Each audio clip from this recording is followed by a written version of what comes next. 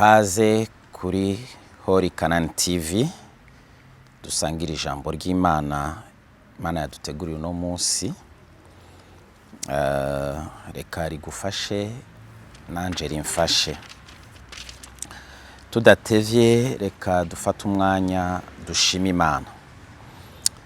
Tuguhaye icubahiro Mana yabera, tuguhaye icubahiro Mana ya Isiraheli.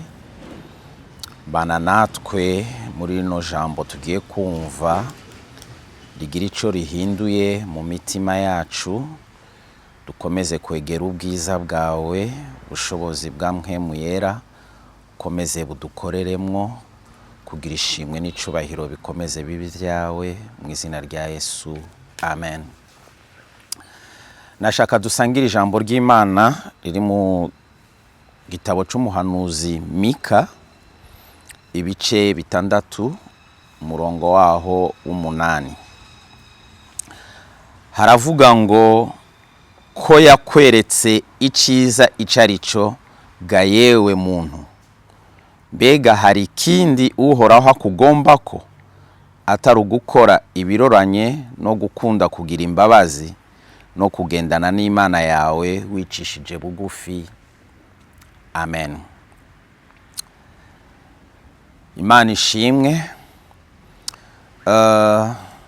Nashaka tuvugane gatoya kuri uyu mukozi w'Imana uyu muhanuzi Mika. Ubundi Mika risobanura ngo ninde ahwanye n'Imana. Mika yabaye umukozi w'Imana igihe ca Yesaya, gusa umwe yakorera mu gisagara uwundi agakorera mu misozi.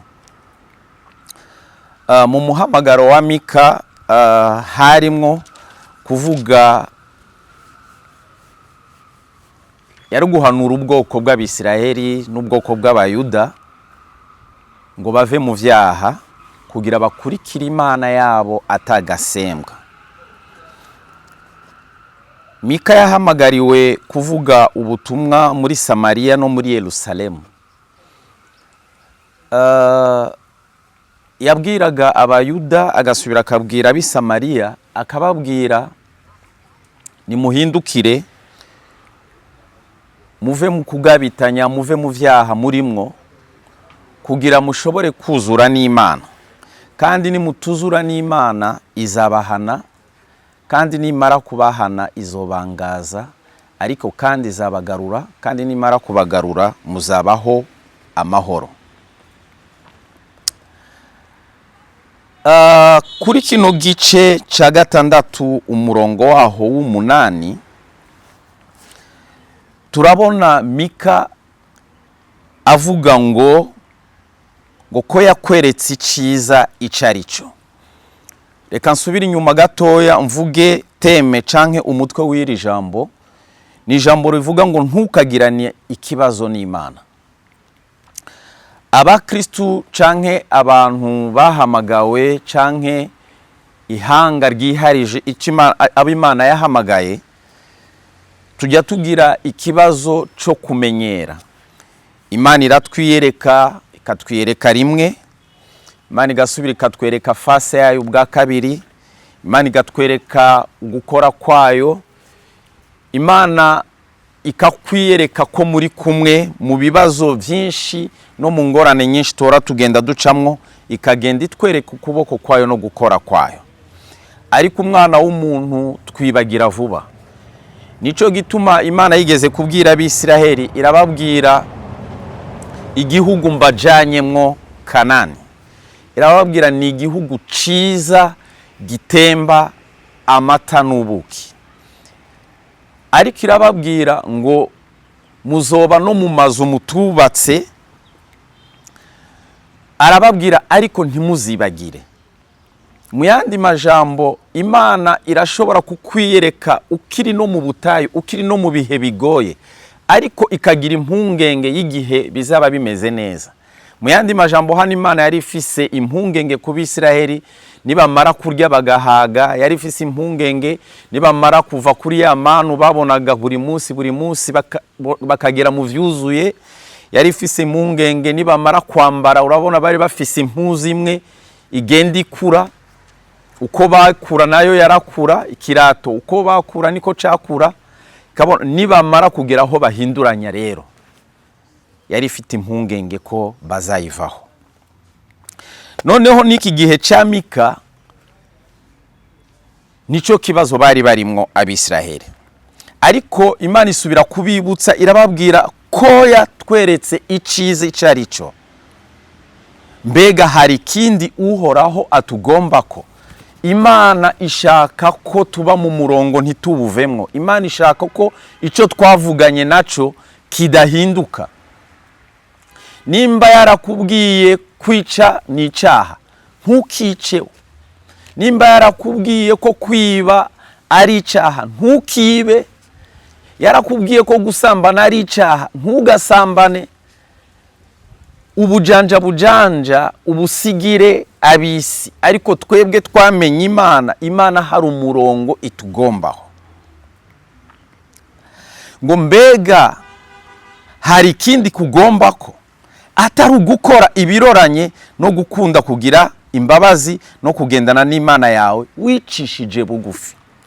Hari ibintu bitatu ngaha Imana idusavye ishaka ko dukora kandi ngo yatweretse. Icambere avuga ngo gukora ibiroranye. Gukora ibiroranye, reka turabe mu gitabo ca Nehemiya ibice 9. Igitabo ca Nehemiya ibice 9, kugira turabe ibiroranye Imana itugombako. Nehemiya ibice 9 umurongo waho wa 33 haravuga ngo ariko muri ivyo vyose vyatubayeho weho wama uboneka ugororotse, wama ukora ibiroranye, yamara twebwe twakoze ibibi. Ngo Nehemiya yakora ibiroranye.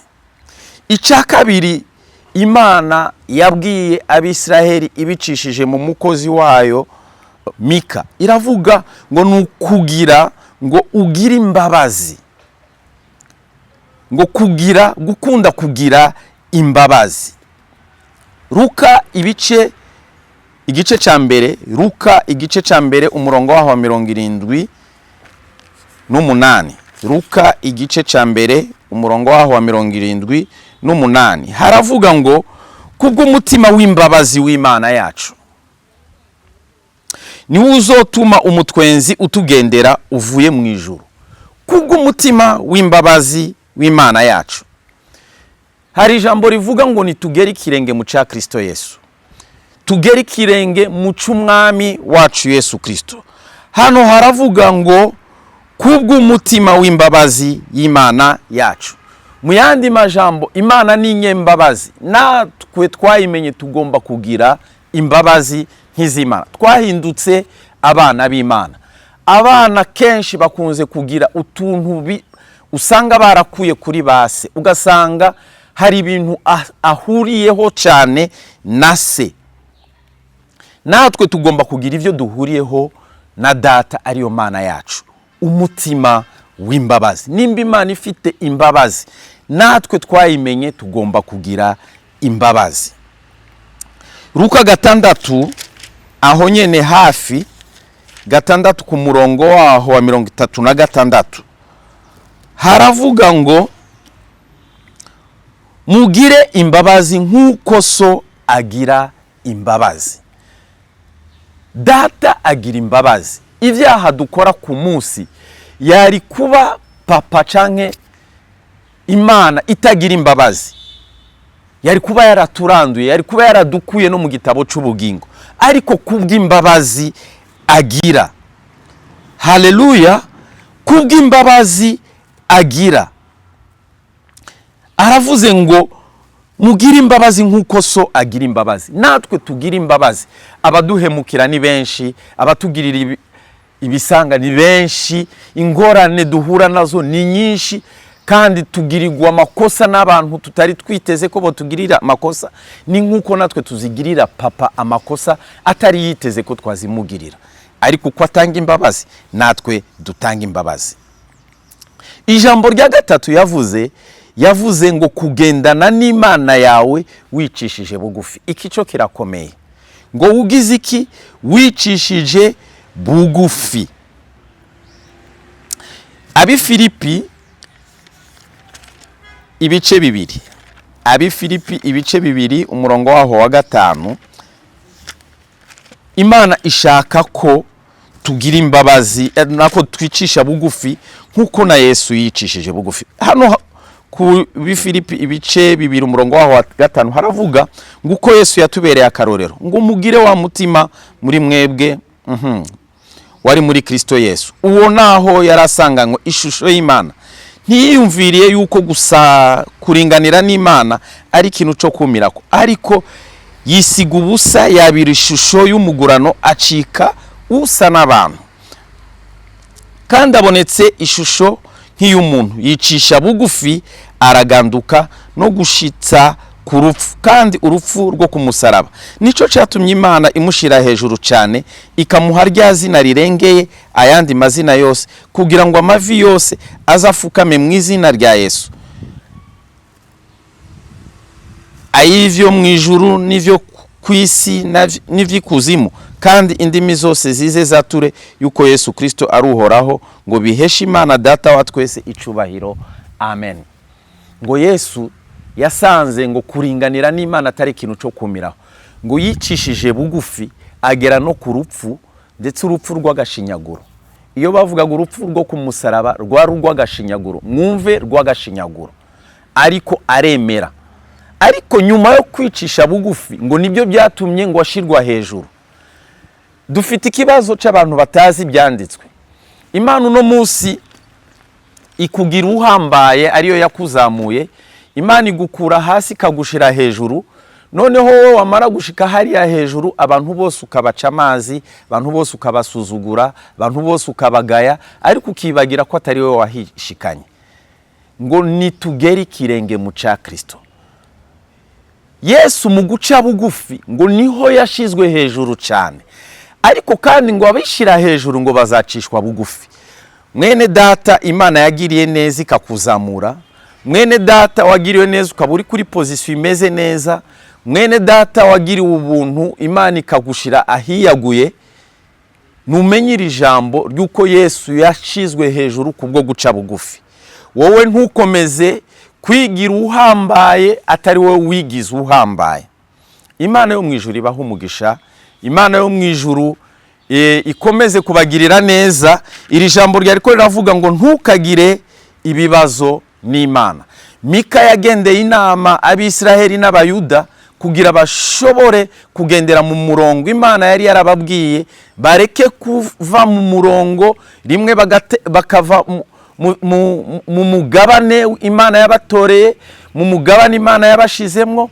Imana yabakuye mu butayu, Imana yabakuye mu bugaragwa, Imana ibakura mu gihugu ca Egiputa ibashira mu masezerano, ariko baribagira. Nawe ntiwibagire ko aho uri ari Imana yahagushize. Imana yo mu ijuru ibahe kuyimenya, ibahe no kumenya ko aho uri atari wowe wahishikanye. Imana yo mu ijuru ibagirire neza. Mwarahezagiwe, mubarikiwe sana.